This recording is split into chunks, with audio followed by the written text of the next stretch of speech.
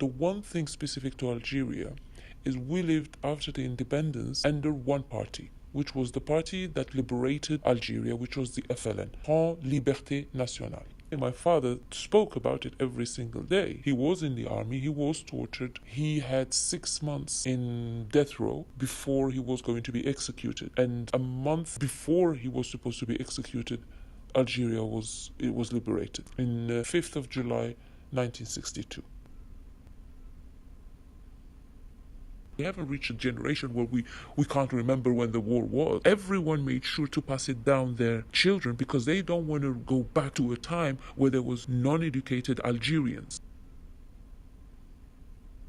Our upbringing was purpose-driven. My father hated us not being busy. There is a saying, l'oisiveté est mère de tout vice. If you have time, then there's opportunity for vice. We had to be educated and not just study. I meant highly educated. He woke us up at 3 a.m. to recite conjugaison of le subjonctif, of the God knows what. I mean, what the hell? You don't wake up a 7-8-year-old girl to do that. You would think, actually, as a Muslim, he probably would wake us up for morning prayer. It wasn't. It was to recite conjugaison, which is the French colonists. We fought for independence. Why are we learning French? And he said, you need to know your enemy's language. First time I went to the mosque, it was with my dad when I was 14. The Imam, and I remember him very well, Sheikh Zubir, who passed away, and I loved him. He spoke so nicely on Friday sermons. He wasn't speaking this obnoxious classical Arabic quoting from the Quran and the Hadith and the Fatwa and the Halal. No, he sounded like my dad. He sounded like an old man who was pissed off with people not picking up their rubbish after themselves in the street. The Sheikh Zubir made it home. That person made it home. His voice made it home. People were, if there was a conflict at home or in the street, they go to him and he was like, stop it. But he used to put the things right. You didn't need to go to the police. It was like a bigger home. It was like the grandparents' home. And because God is looking over, we couldn't have bad intentions. The bad is out. But here, if you come, you're willing to be good. Corruption runs through the government. It started in these educated people who started this one united front. It's not even a side mafia.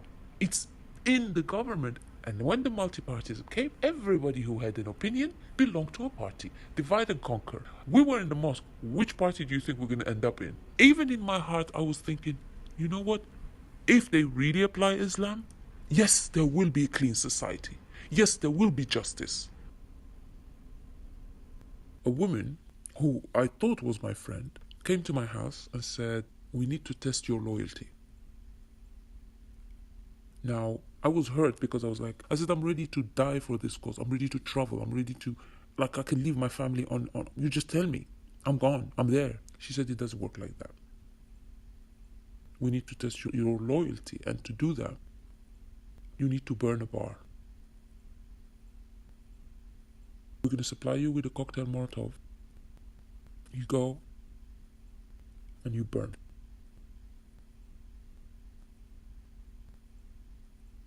You know, what do you expect? There are non-believers that are drinking alcohol. Why would you not do that? That's an act of faith. That's an act of cleaning our society. That night, I just went to bed. I prayed for guidance. My older brother used to stay up late and try not to wake me. I could feel that somebody was trying to not make noise in the room. But that day, I just happened to open my eyes. When I opened my eyes, I saw my brother taking a bottle of wine from his suitcase. And then I quickly closed my eyes.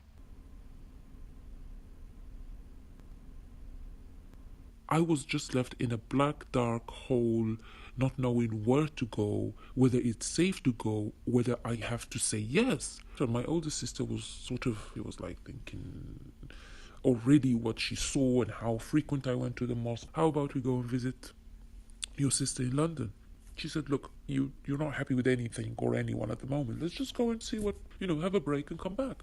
Well, if you're learning English, you're in England. Why don't you just study English in England? I was like, no, there's uni, there's my life, there's my friends. And she said, there's no going back.